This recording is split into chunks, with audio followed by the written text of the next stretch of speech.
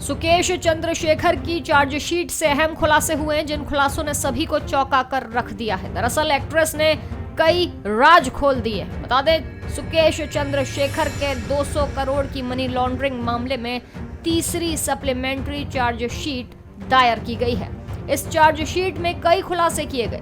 Bollywood actress ने इस मामले में कोर्ट में अपने बयान दर्ज करवाए। एक्ट्रेस ने बताया कि मई 2018 में जब वो सुकेश चंद्रशेखर से मिलने के बाद तिहाड़ जेल से बाहर आई तो पिंकी ईरानी ने BMW कार में उसकी ओर 2000 रुपए के नोटों का एक बंडल उछालते हुए कहा कि ये रख, तेरी मुंह दिखाई।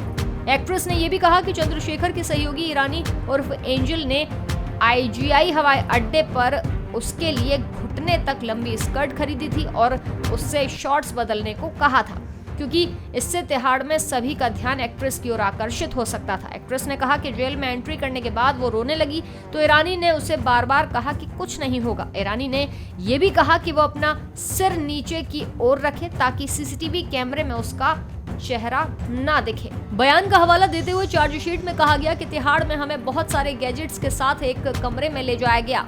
तभी एक व्यक्ति कमरे में दाखिल हुआ और मुझे बताया गया कि वो सुकेश चंद्रशेखर है। उसने ब्रांडेड कपड़े और घड़ी पहन रखी थी। वो सिर से पांव तक सजा धजा था। उसने अपना परिचय शेखर रेड्डी के रूप में दिया। ईरानी ने मुझे बताया कि वो सन टीवी के मालिक और जयललिता का भतीजा है और वोटिंग मशीन हैकिंग के मामले में सलाखों के पीछे है। एक्ट्रेस ने कहा कि मैं सबके सामने उस पर चिल्लाई कि उसने मुझे मिलने के लिए तिहाड़ जेल क्यों बुलाया। उसने मुझे बताया कि उसका मुझ पर क्रश है और वो काफी समय से मेरे सीरियल्स देखता आ रहा है।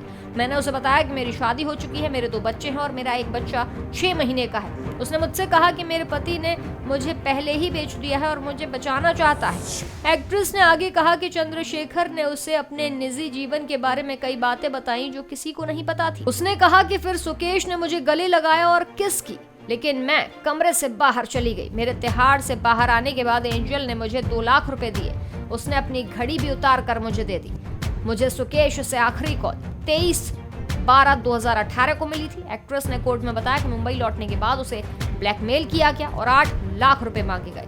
एक्ट्रेस के बयान के आधार पर दिल्ली पुलिस को शक है कि चंद्रशेखर ने ही उसे फंसाया था। अब देखने वाली बात यह होगी कि यह मामला आगे क्या मोड़ लेता है।